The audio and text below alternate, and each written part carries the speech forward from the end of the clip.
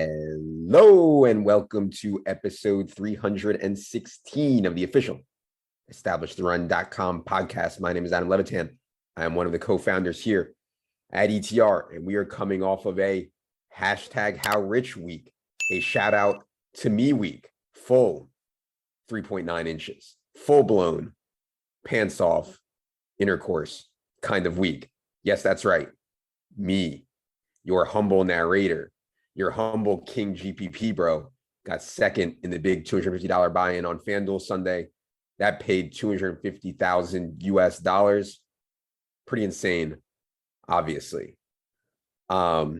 It's really crazy because when I started playing DFS seriously in 2014, 2015, I played around 95 to 100% of my action in cash.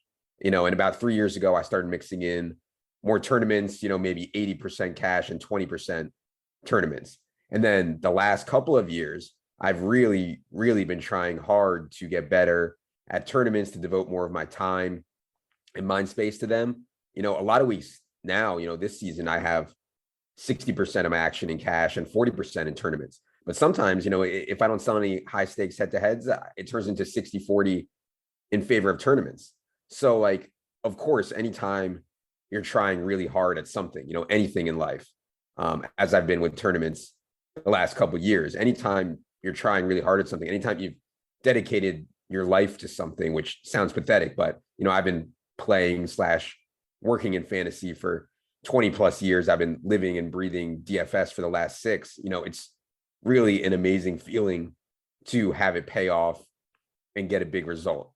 And that's not to say that the money doesn't matter, or I don't care about the money. It's obviously an incredible amount of money. And I've been grinding my cock off for so long and so intensely at sometimes really small edges, and at times probably being too cutthroat and too much pressure on myself. So of course, the money matters, but, let's be honest about the money. I had the unprotected intercourse. I live in the burbs with 2 kids. What am I going to do with the money? I'm going to order extra breadsticks at Maggiano's. I'm going to upgrade my Honda Pilot, from the EXL to the Touring. I'm going to get nicer shin guards for my kids. All jokes aside, I've put my family through a lot for DFS. I am completely gone every Sunday during the season, up at 5 a.m. and I don't emerge from my office. I used to have a WeWork, but now I have, an office in my house. I don't emerge until the games are over. And that's tough for sure. Obviously the kids are off school on Sundays, and I don't really go out on Saturday nights because I have to be up so early for the slate. And, my kids, they come into my office when I'm writing sex jokes. They want to play. Oh, daddy, can you play? Can you play? I have to tell them I can't. I'm busy with very serious and important work, just breaks their heart. So yeah, perhaps in some way this score makes it all worth it. Of course, it would have been far more worth it had my team scored 0.5 more points, because then I would have won $1 million instead of 250K. The guy who won the million, Ataros, is actually an Establish the Run subscriber / listener, which is crazy. But, we only had 2 guys different on each of our teams, 2v2. I had Jamar Chase and Rex Burkhead. He had Tyler Boyd and Damian Harris. Chase had a chance to get a catch on the last drive, which would have been insane, but wasn't meant to be.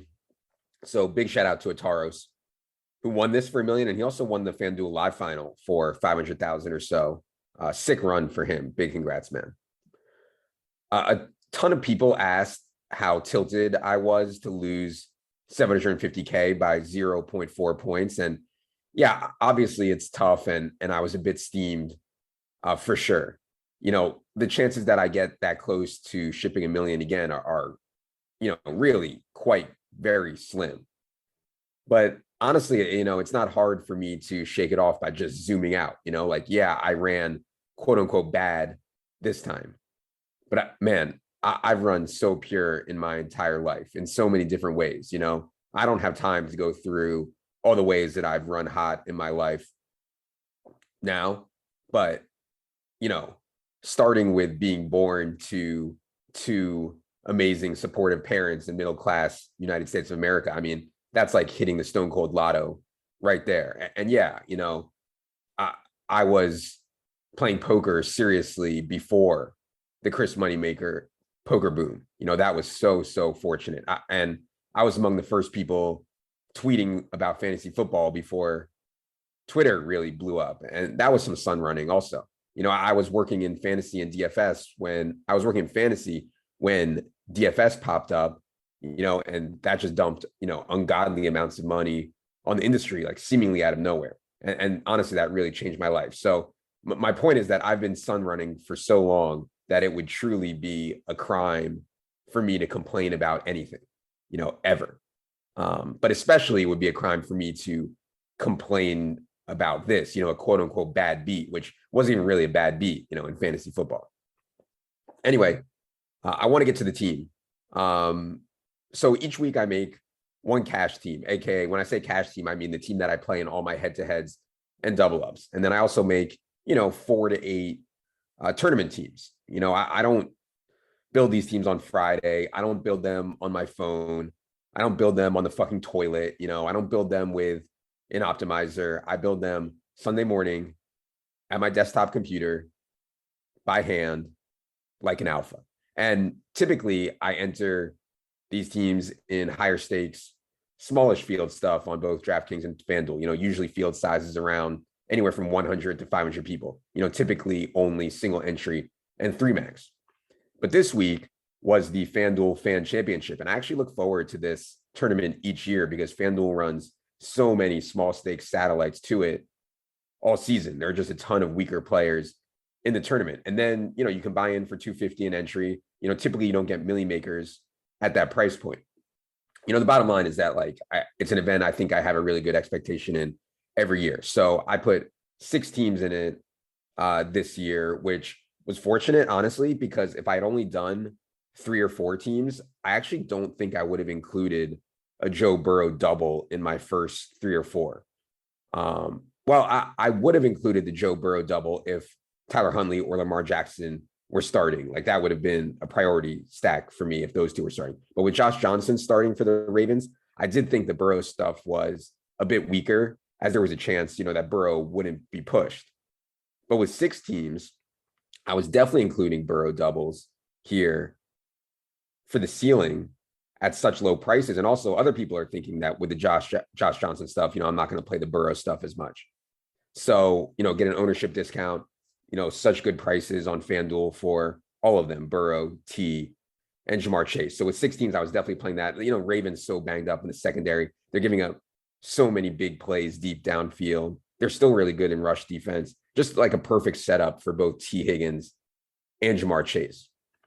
Also, Joe Burrow doesn't really run. He doesn't really throw to the tight end or the running back a ton. Just the perfect guy to double stack. As for the bring back, I want to be clear on Mark Andrews. He was not a good value at $8,000 on FanDuel. That's just like a massive price for someone with Josh Johnson at quarterback in a shaky matchup. But I knew that I had to bring it back with a Joe Burrow double. Like you just have to. If the Ravens don't do anything, Burrow could throw, 26 passes, 23 passes in this game. The Bengals are not like the Bucks or the Bills. They don't throw in all situations. So while Mark Andrews had really poor base value at 8K, obviously his ceiling is massive. And I didn't want to waste a wide receiver spot on the bring back, like a low PSM guy like Marquise Brown. It just had to be Mark Andrews. Also correlating the tight end spot is something I try to do where it makes sense because tight end spot is, so painful anyways. But obviously, the key to the lineup was not only Mark Andrews, but Rex Burkhead. And this one feels really good because, Rex Burkhead was both a micro and a macro play. First on the micro, with all the injuries and the COVID stuff going on and Christmas last week, it would have been really easy to miss that David Johnson was scratched over the weekend for the Texans. But of course, we don't miss stuff like that. It's always reflected in our projections. Shout out to us. Anyways, that left them with only Royce Freeman and Jalen Samuels behind Rex. And honestly, Rex had a really good role even when DJ has been active lately.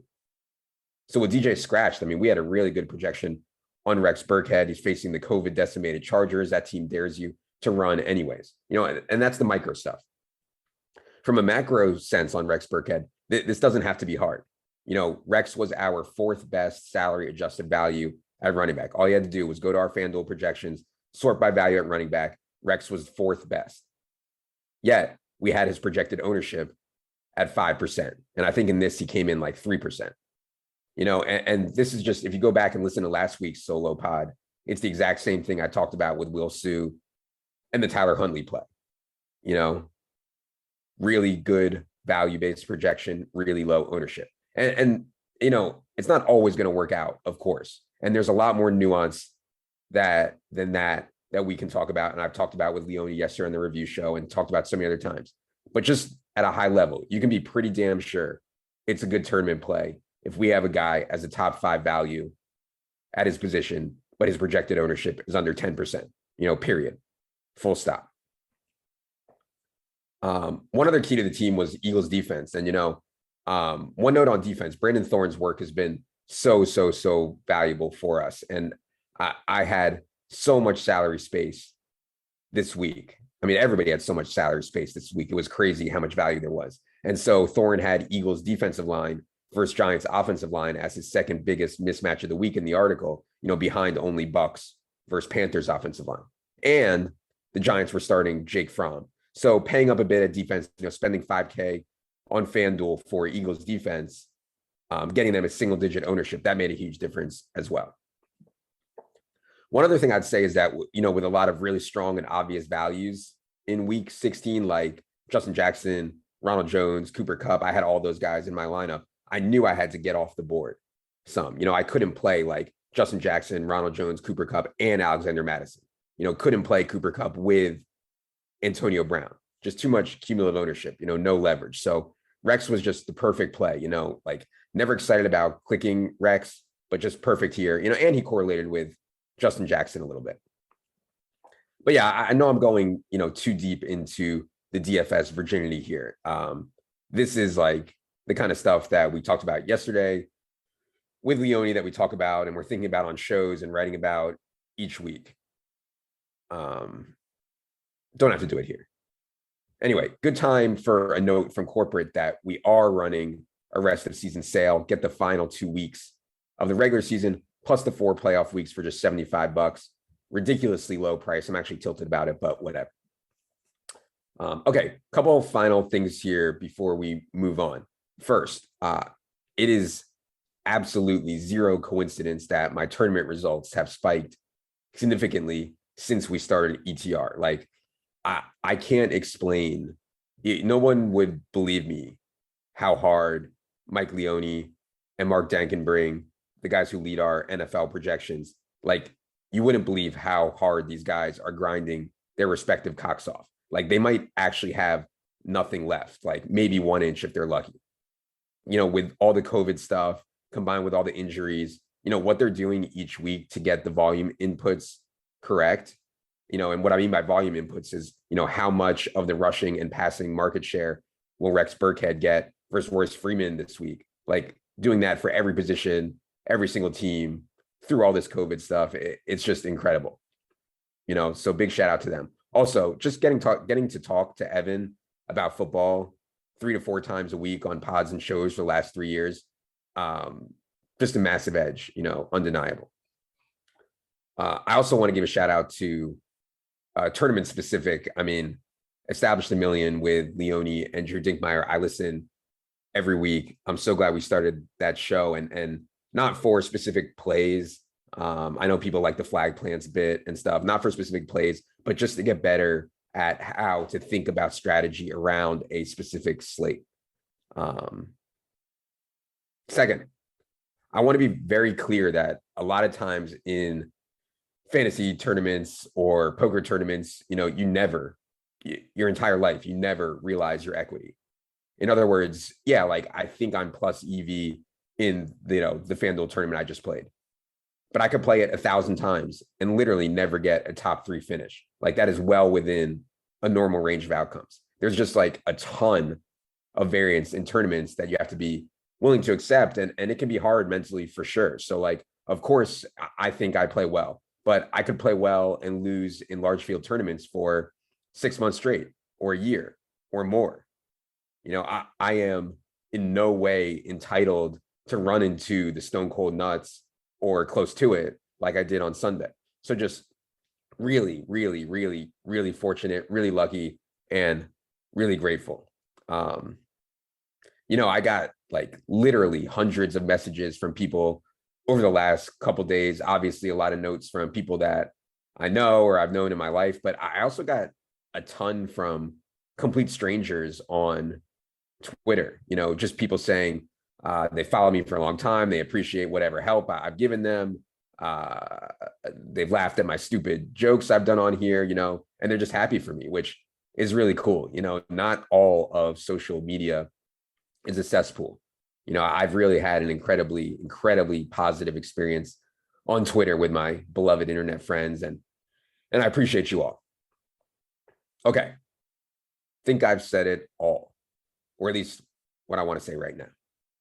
I'm actually still on vacation with my family in Florida.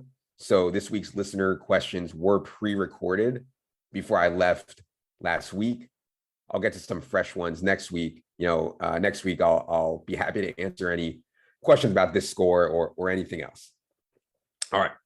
With that, producer Luke, let's get to those pre-recorded and perverted listener questions.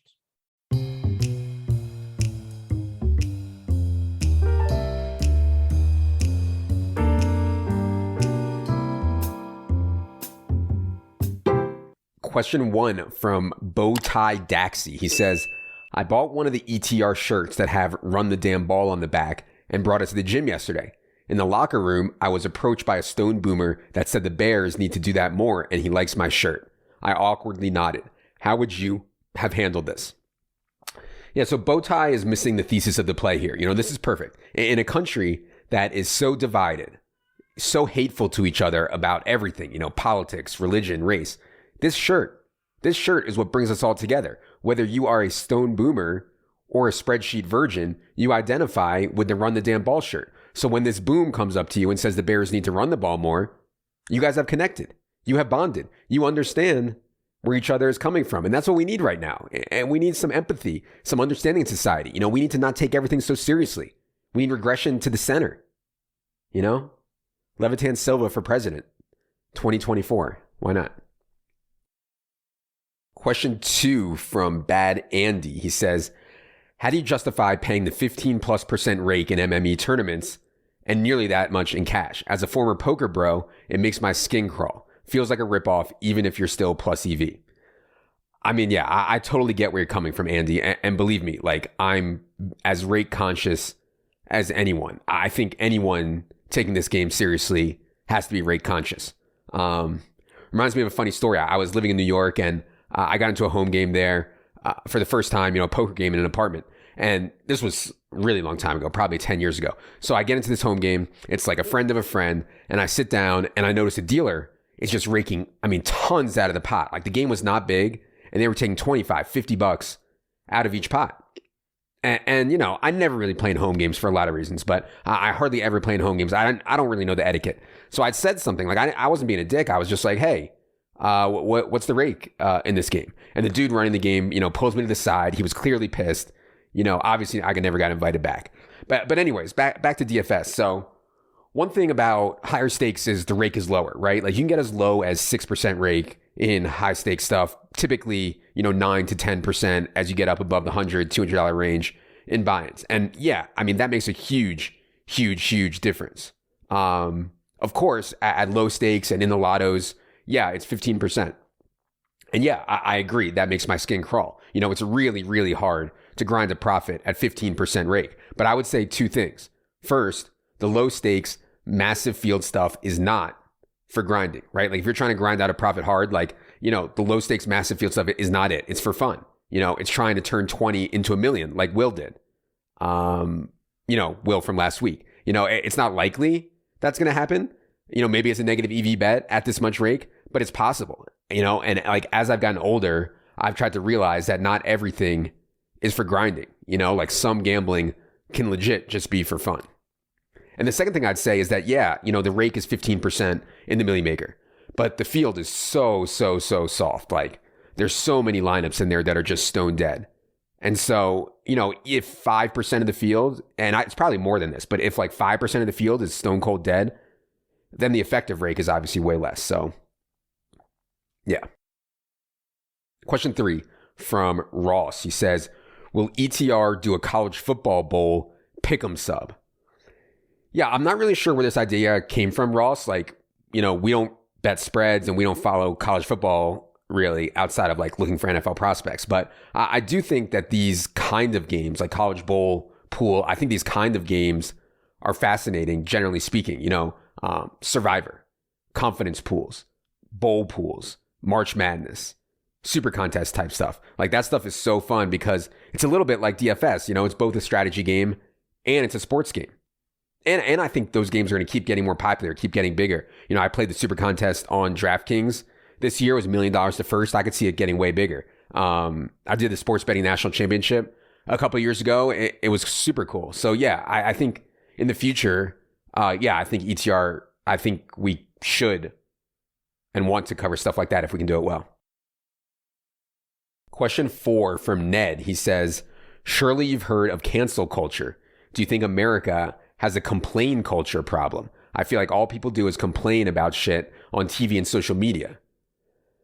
Yeah, of course. I don't do a lot of real parenting because I'm a disaster and barely an adult. But the one thing I do is I talk to my kids about no excuses, like never about anything. Like my 6-year-old was playing soccer in the fall. Other kids are bitching because it's too hot. It's too cold. It's raining. I'm tired. I'm hurt. And my kid is out there powering through it all because I've told him, we make no excuses. We are mentally stronger. Conditions are the same for everyone. The difference is that we don't care about outside factors. We don't let that affect us. We play hard no matter what. And obviously that's just sports, but I really do think that attitude is like a winning attitude for school, career, business, everything in life. And yeah, social media is littered with whining losers complaining about everything under the sun. But that's why Twitter is so great. You don't have to consume it all. I have lists of people, like the only people that I actually, whose Twitter I see is if they're just giving information, no takes. I never go on Facebook. I never go on Instagram. I'm not looking for social interaction on social media. I'm looking for information and jokes, but I'm looking for information mostly on Twitter, period. And I know so many people like scroll social media. They read the political replies. I just don't get it. Like, I'm pretty certain that it's a massive net negative in your life to do that. Like, you just don't have to do it. So I'd recommend the documentary Social Dilemma if you're interested in more about, social media and some of the mess that's going on. Question 5 from Armand. He says, with all the Snapple that you drink, plus the stress of making your bookshelf look so much better, have you been getting a yearly physical? If not, will you once you turn 40? Yeah, this Snapple thing, man, it's bad. I've probably averaged 1 peach Snapple a day since college. Like, they are so fucking good. It's ridiculous. There's nothing like drinking a peach Snapple in the morning. It just like cuts right through everything. I can feel it like go right into my belly. It's so good. And I'm undoubtedly addicted. The problem is that in 1 peach Snapple bottle, there are 40 grams of sugar. That's 79% of the daily recommended sugar intake in one drink, 1 Snapple. I mean, that's insanity. So yeah, I mean, of course, like I got a physical recently. I'm going to keep doing it. Worst thing I could ever do is just wake up one day with some horribly deadly disease that could have been a non-issue or an easy fix if the docs had found it earlier.